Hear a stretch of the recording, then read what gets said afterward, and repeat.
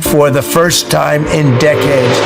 Hormuz প্রণালী থেকে মধ্য ইরানের আকাশ সব জায়গায় আকাশ প্রতিরক্ষা ক্ষমতা প্রমাণ করে মার্কিন সামরিক দাপটকে একেবারে গুড়িয়ে দিয়েছে ইরান।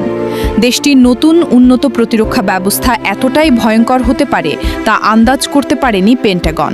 তাই তো ইরানে ইট ছুঁড়ে পাটকেলের আঘাত খেল আমেরিকা। একদিনে দুইটি যুদ্ধবিমান হারিয়ে পাগল প্রায় মার্কিন প্রেসিডেন্ট ডোনাল্ড ট্রাম্প। ধ্বংস, আগুন আর বিশাল অর্থনৈতিক ক্ষতি সব মিলিয়ে তৈরি হলো বড় সর্বনাশ।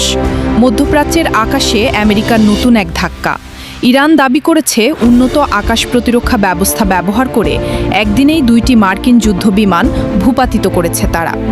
A-10 এবং F মডেলের এই বিমানগুলো হুরমুজ প্রণালী ও মধ্য ইরানের আকাশে বিধ্বস্ত হয়েছে। ইরানের খাতামাল আনবিয়া কেন্দ্রীয় সদর দপ্তরের মুখপাত্র ইব্রাহিম জুলফাহারি রাষ্ট্রীয় টেলিভিশনে শুক্রবার এক ভাষণে জানিয়েছেন, ইরানের বিমান প্রতিরক্ষা ব্যবস্থা ধ্বংস করার ট্রাম্পের দাবি সম্পূর্ণ মিথ এবং ভিত্তিহীন। তার মতে অত্যাধুনিক প্রযুক্তি ব্যবহার করে তৈরি ইরানের প্রতিরক্ষা ব্যবস্থা যা শত্রু বিমানকে লক্ষ্যবস্তু করে ধ্বংস করতে সক্ষম।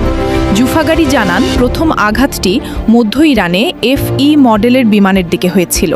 সফলভাবে বিমানটি বিধ্বস্ত হওয়ার পর দ্বিতীয় আঘাত কেশম ও হেনগাম দ্বীপের মাঝামাঝি জলসীমায় অ্যাট বিমানকে ভূপাতিত করে। তার দাবি, এই সফল অভিযান ইঙ্গিত দিচ্ছে ইরানের প্রতিরক্ষা ব্যবস্থা প্রযুক্তিগতভাবে অত্যন্ত শক্তিশালী এবং মধ্যপ্রাচ্যে আকাশের নিয়ন্ত্রণে নিজেদের অবস্থান আরও দৃঢ় করেছে।